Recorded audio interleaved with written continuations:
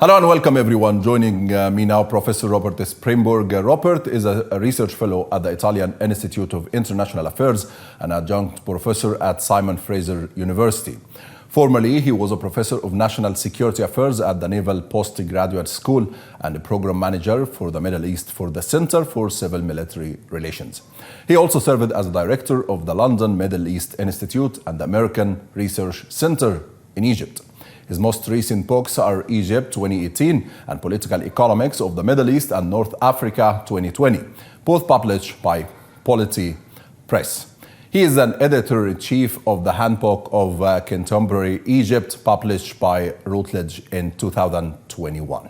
Welcome to the show, Robert, and thank you very much for joining me today.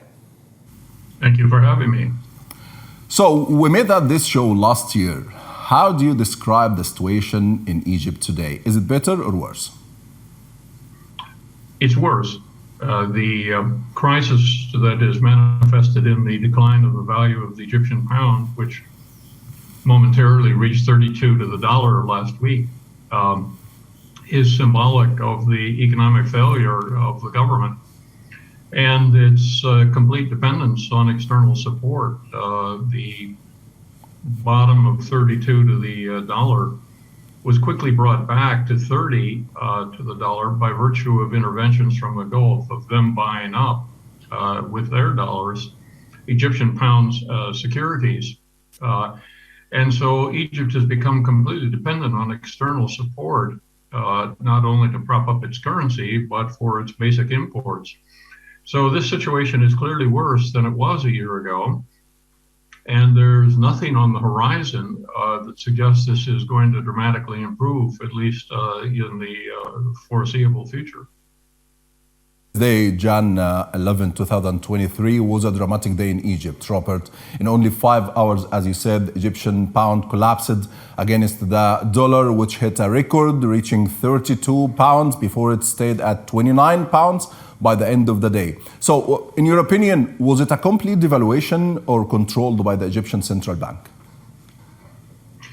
Well, I think they were testing the water, that is the central bank, to see where it would go if they took hands off.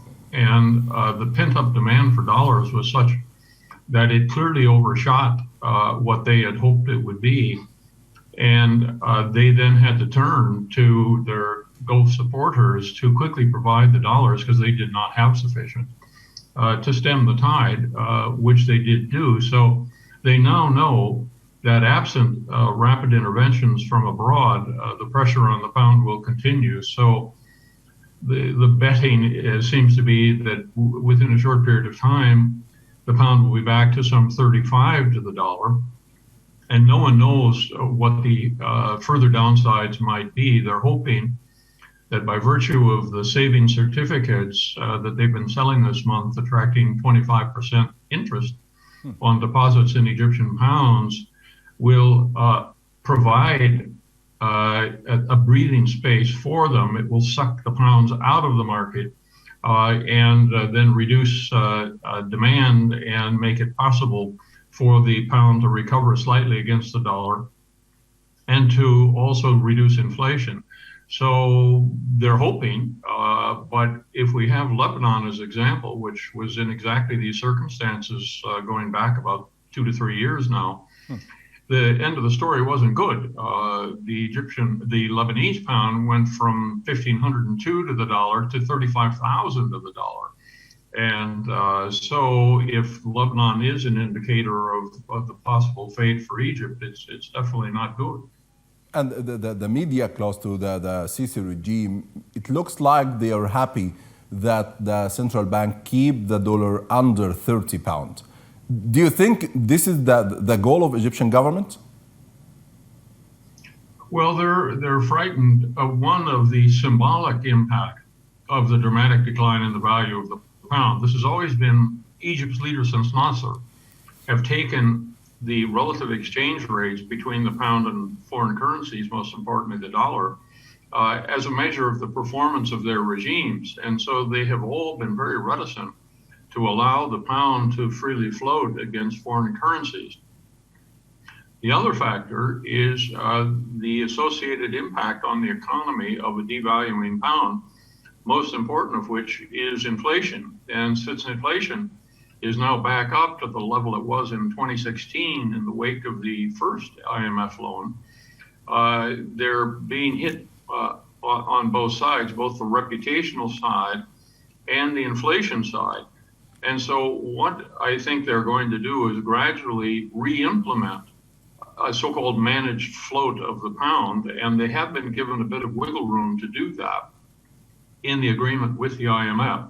So the central bank will be buying with at least some of its share of foreign currencies that it holds.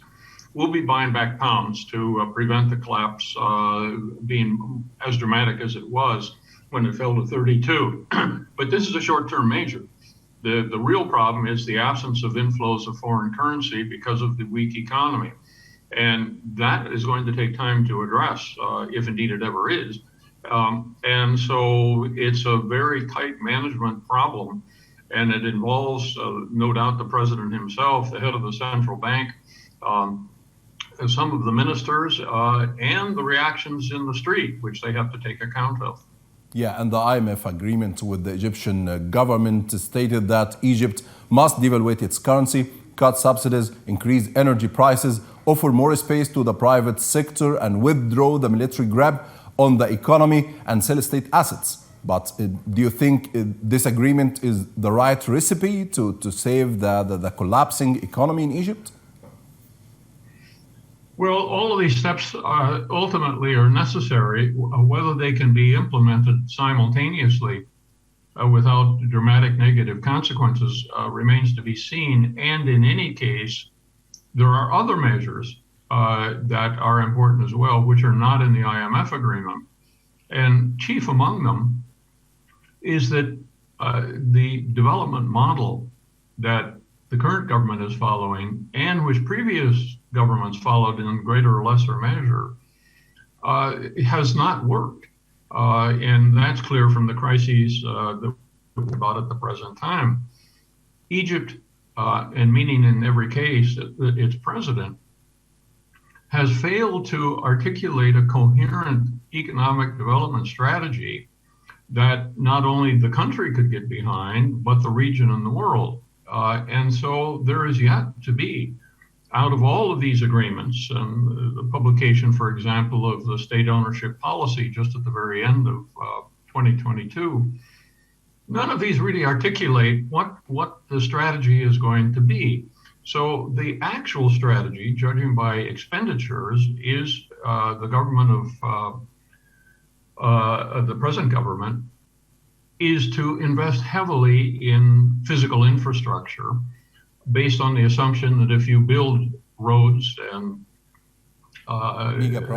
overpasses and new cities and so on, all of this will then stimulate economic activity, which it does do, but basically only in the construction phase of that. And so the GDP of Egypt has consistently the last 2-3 years been about 5%, which is quite good by global standards. But in reality, it's simply a reflection of the infusion of a large amount of public capital into construction projects. Now, the question is, are these construction projects going to then overcome the economic deficiencies that are there?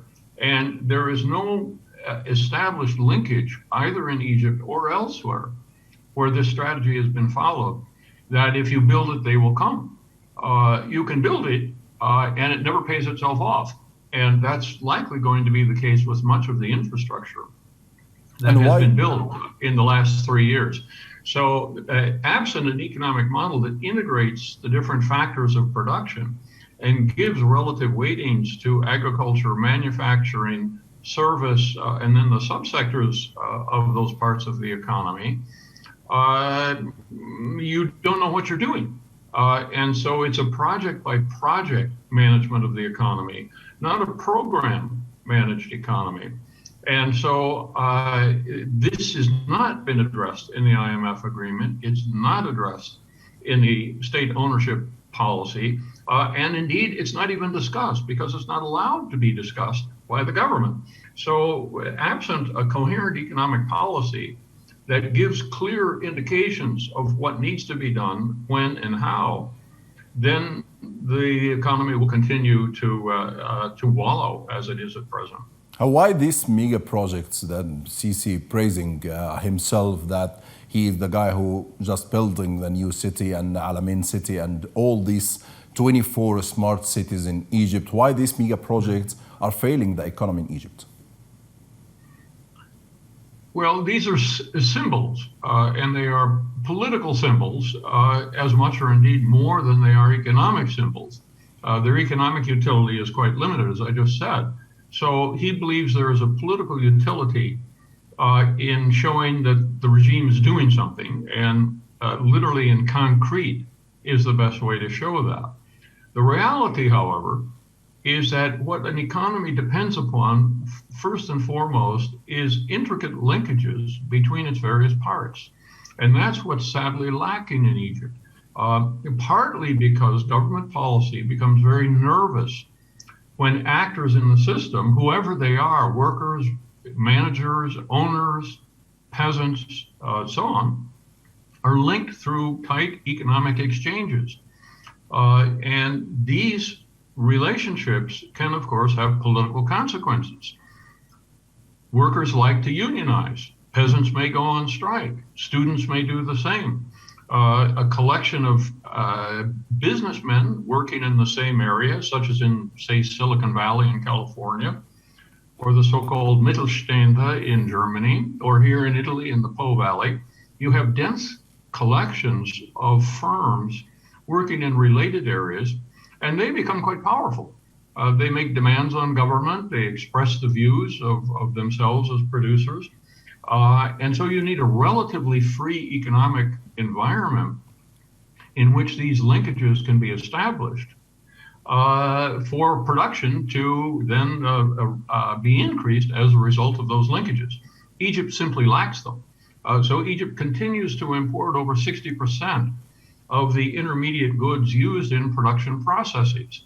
So the automobiles manufactured in Egypt are almost entirely dependent on imported parts. The drugs manufactured in Egypt are almost entirely dependent on imported ingredients, compared to Morocco, where the feeder industries into automotives produce something like 3/4 of the inputs now into the manufacture of a car in Morocco. So Egypt has failed to integrate the various components of its economy, and as a result, they're very dependent, each and every one of them, on imported ingredients. And therein lies part of the story of why the pound is, if not in free fall, has lost 70% of its value in a short period of time. So the government now started selling state assets, Robert, to Gulf and China. So do you think it could be the magic stick or the final nail in the coffin of the Egyptian economy?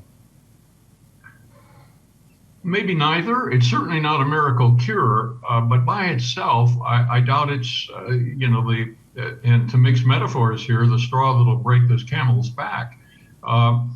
It provides short-term capital, which is desperately needed, and that's why these assets are being sold. But there is no record of foreign direct investment coming from, or greenfield investment coming from the Gulf or coming from China. Let's say the Gulf first. Let's deal with China separately. Coming from the Gulf that is associated then with foreign direct investment or greenfield investment, starting up new firms, that is associated with transfers of technology and managerial skills that would be associated, let's say, with foreign direct investment or greenfield investment by a microchip company or a high-tech firm from the West. So the Saudis and Emiratis, and to some extent the Kuwaitis, are simply buying assets. And it's not that they are bringing added value in the form of managerial or technological expertise to them. And presumably also not even capital once they've bought them. So that's the Gulf. The Chinese, on the other hand, are quite careful with their investments. They are of two types. One are the infrastructural investments, which they use to gain leverage. And they have done so with the new administrative capital, for example. Or they themselves invest to support their Belt and Road Initiative, whether it's in ports or associated, typically assembly facilities, which they basically control and own. And they will be very reluctant to engage large numbers of Egyptian workers, to integrate into the Egyptian economy and so on with these sorts of enterprises.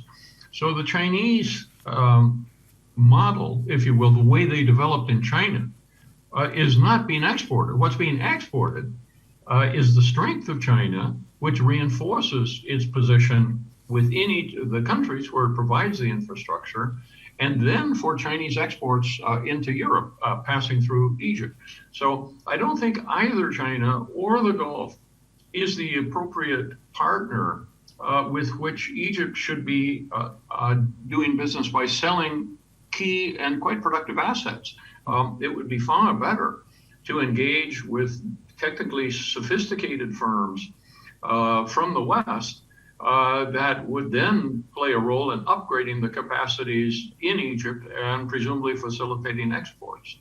And the media mouthpiece of Egyptian government, they keep saying, Robert, that this selling assets is a normal thing in the world. And you can see the Qatari and United Arab Emirates, they are buying assets in the United Kingdom and other European countries. And this is an economic strategy, and there is nothing wrong with the Egyptian government to selling assets.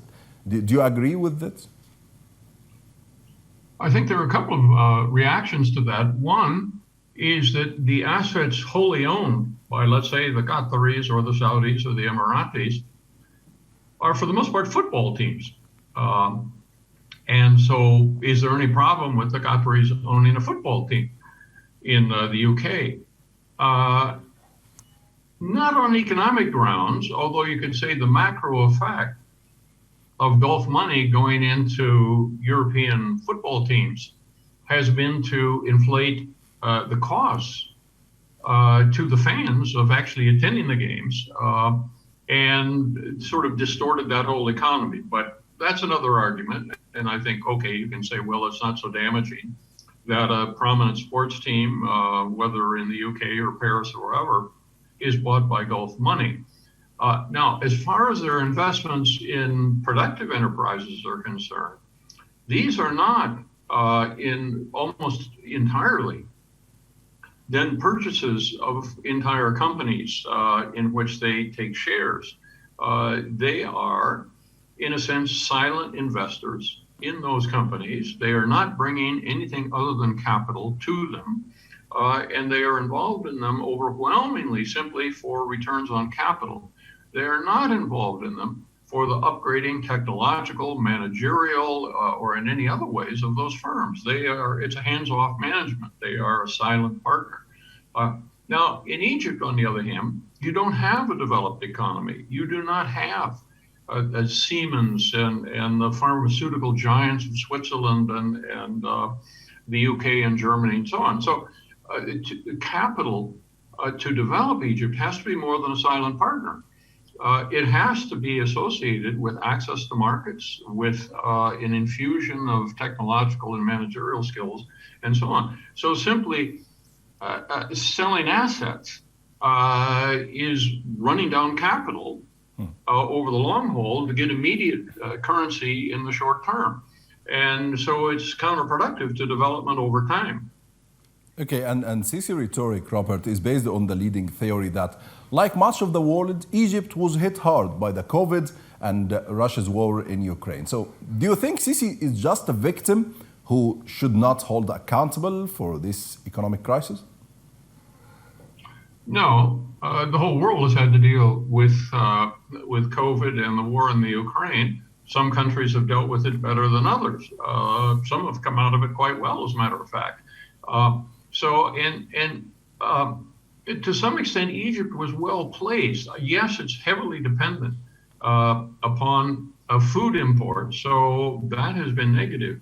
But on the other hand, it has driven up hydrocarbon prices, and it has led to a significant increase in traffic through the Suez Canal.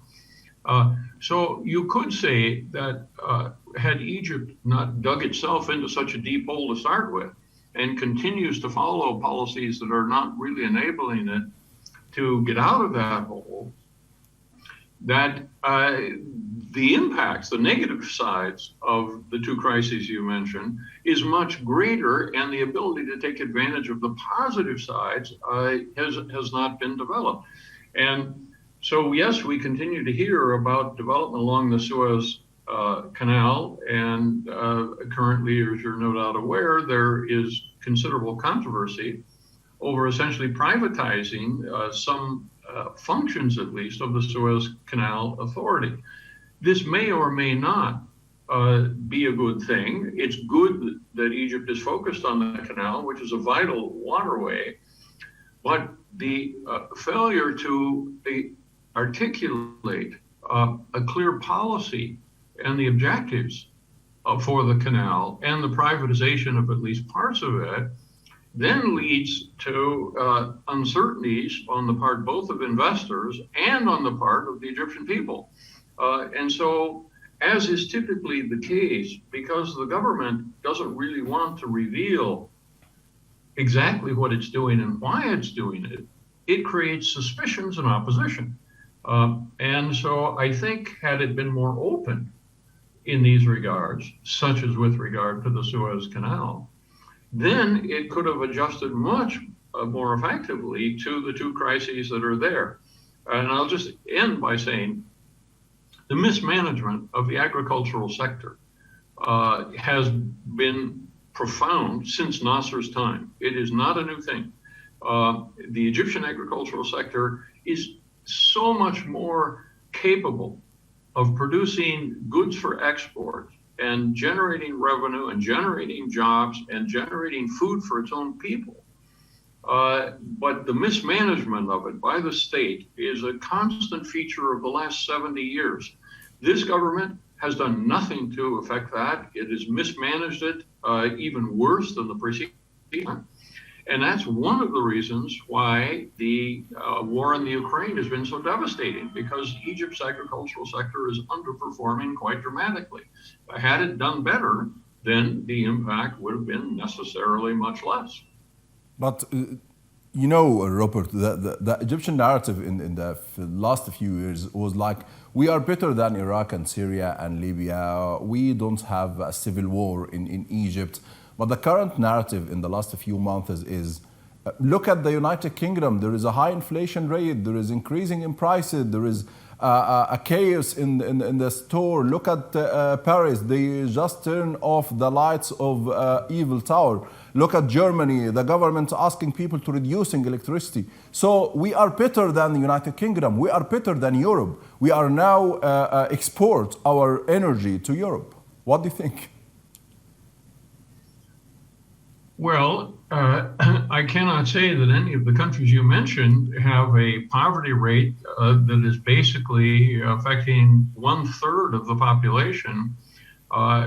There is not a significant decline in middle-class consumption, a significant decline in the countries you mentioned. There is in Egypt. And within these developed economies you identify and which are being pointed to as examples in the negative as to why we can think we're so much better off in Egypt. These economies have been hit by the rising price of energy due to the Ukraine war, and to some extent by the agricultural crisis. But look, these are basically short-term phenomenon in these economies. As for collapsed Arab states, whether Libya or Yemen or Syria or to some extent Iraq, that's a whole different matter. These are countries with not long established histories. These are countries that bring together very different peoples in different parts of their country. Look at Libya. It's basically a conglomeration of 3 different regions with their different tribal orientations and so on. Yemen is an agglomeration of 2 countries, most recently, and tremendous tribal solidarities within different regions of the country. None of this pertains in Egypt. Egypt is a country that goes back basically now about 6,000 years. It has a unified population. It has a state based on a river valley that has been able to influence and control events, social, political, economic, for thousands of years. None of these countries you mentioned has that. And so Egypt is underperforming by virtue of its own history, to say nothing of its theoretical state capacities. So whether we're comparing to Europe or whether we're comparing to failed Arab states, these are false comparisons. Egypt should be doing very much better than it is, given its resource endowment and given its historical stateness. So these are flippant comments and are not in any way meaningful and come out of clearly the mouths of those who have not performed adequately in their leadership roles.